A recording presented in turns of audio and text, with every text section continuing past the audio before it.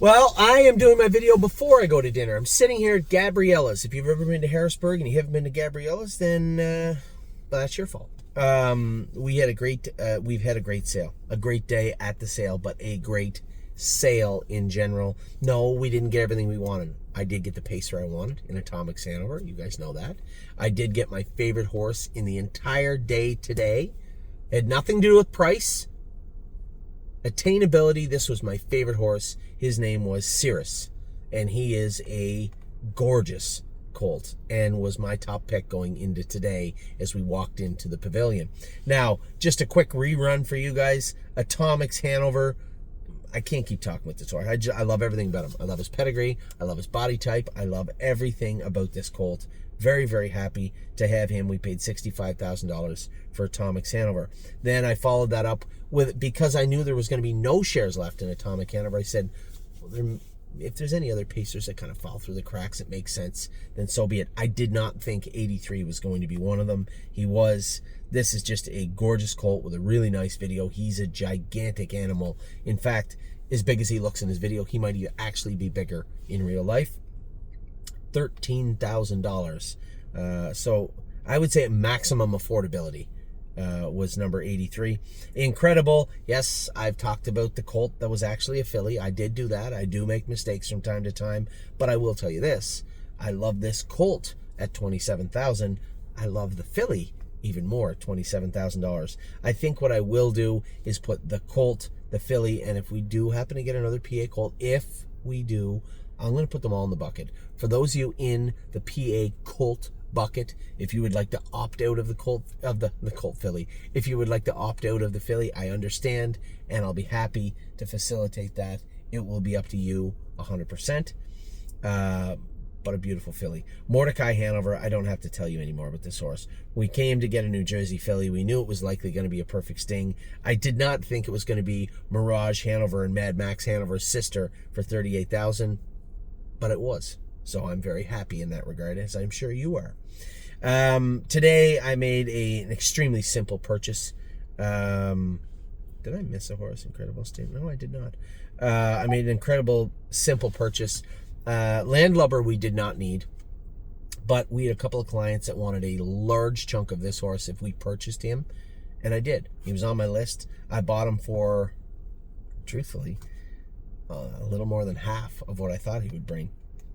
Somebody said, well, he's a little small. I know. I don't know if you watched Tattoo Artist Race, and I bring that up because he's out of a sister to Tattoo Artist. This is a Bulldog Hanover, June 8th, a little small, June 8th pacing colt out of a sister to Tattoo Artist. So I certainly have no concerns with Landlubber. He is a really, really good looking colt. I would say, for those of you saying, well, Anthony, how small? I would say a large end Bettor's Delight small. How's that? So if you were to slap a set of hobbles on him right now, I'll do it another way. If you were to put hobbles on him right now, he'd likely wear a 56-inch hobble. I would suspect the June 8th colt, when he's done growing, will grow into a 58 or 59-inch hobble. Landlubber, really nice colt. A super, super easy pickup. Now, my favorite horse of the entire day, Cirrus, dual eligible, tactical landing colt. And listen, this is why I like this horse. You can agree, you can disagree. I don't care. It doesn't matter. We own him now. In the third dam, I'll start this way. Civil Action, you've seen this pedigree in a lot of the catalogs. He made $1.2 million of pine chip. Big Fred loves the pine chips. In the third dam. In the second dam, you have Habitat, who made $1.2 million, Conway Hall, 2-year-old trotting colt of the year in 2014. It's 11 years ago. And then you have On a Streak, 2-year-old trotting colt of the year in 2020. That's in the second dam. Now you fast forward to the top dam, Chasing Clouds Away. She only made $40,000, a credit winner mare, but obviously her claim to fame is her brothers and sisters. Chasing Clouds Away has thrown 3 horses. None of them very good. First one, Destiny Blue Chip, 2-1-1 as a 2-year-old, made $63,000. Or is that 83? Made $83,000. Nicholas Blue Chip, 2-2 as a 2-year-old, Chapter 7, $64,000. Destiny Blue Chip was also a Chapter 7. The third one, a Father Patrick, 2-year-old mark at 2 minutes and a fifth on a 2 minutes flat on a 5/8. He only made $12,000. And before you ask, no, there's no updates. But there is a huge update. You see the first 3 out of this family. Chapter 7, Father Patrick. This is the first drop of Muscle Hill blood in this line, in this mare. And I believe this is a different looking, better looking colt. His video is very, very good. And I really, really liked what I saw from Cirrus. Dual eligible, February 26th, tactical landing colt. And as I said, strong second and third dam, first drop of Muscle Hill blood in the first dam. Now we moved on to a horse we needed badly, and I did not think we could attain. I had him priced a wee bit higher than this. Chips Ahoy Hanover. That is a very weird name, but God love him. He's a good-looking horse. He is a Pennsylvania-only eligible colt by Captain Corey. Couldn't buy the Captain Corys. They were tough ones. I had one with, I'm going to say it because it's honest. Yeah, I had one that I liked that had kind of weak pedigree, but a beautiful video, and he was a gorgeous colt. I thought he might bring 2022. Can I slide him into that bucket? No, he wouldn't fit. It was a $150,000 colt. The Captain Corys were tough. They were tough to buy.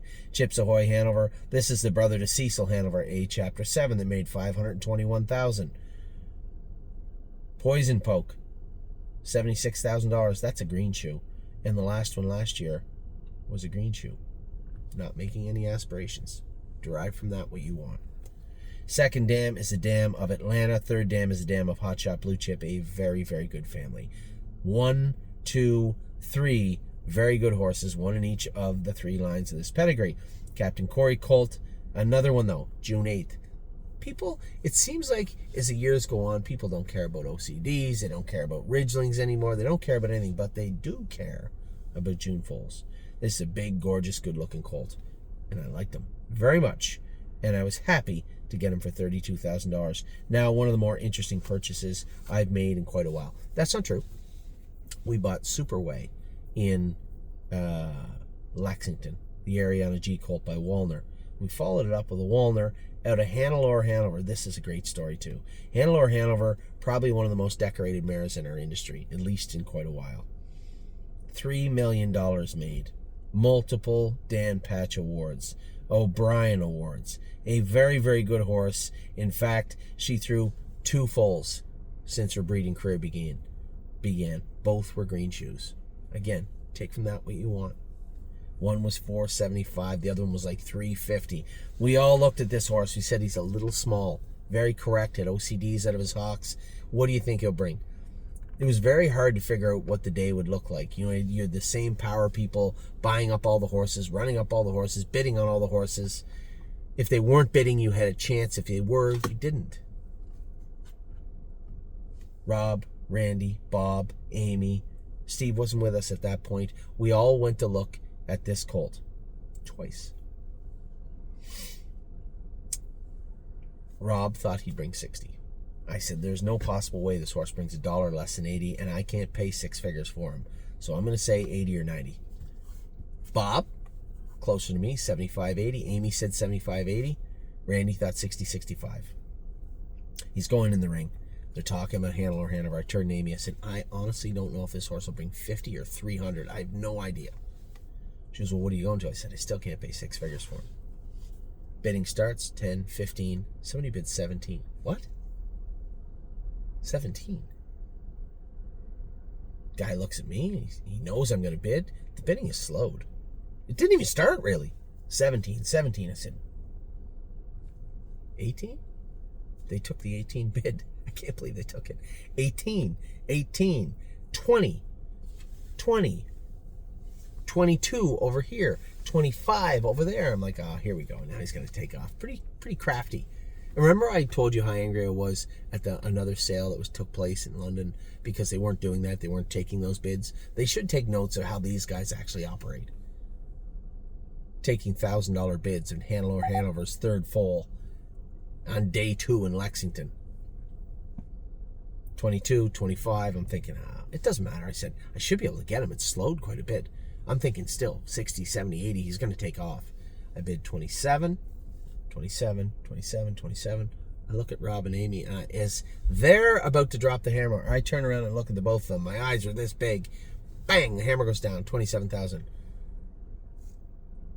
Rob goes, are you kidding me? I said, you never know. It's a sale. You never, ever know. The other side of it was that Captain Corey I was telling you about. I was at the ring. I walked out from the concession area. I walked in. I'm thinking I'm going to buy him 2022. He's going to fill up the bucket. Everything's going to be great. Everybody's going to forget that I bought the filly and thought it was a colt. It's all going to be smoothed over.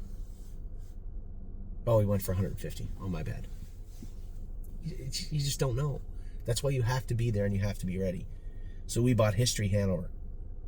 On April 29th, Wolner colt out of Hannelore, Hanover, by one of the best sires and one of the best mares ever.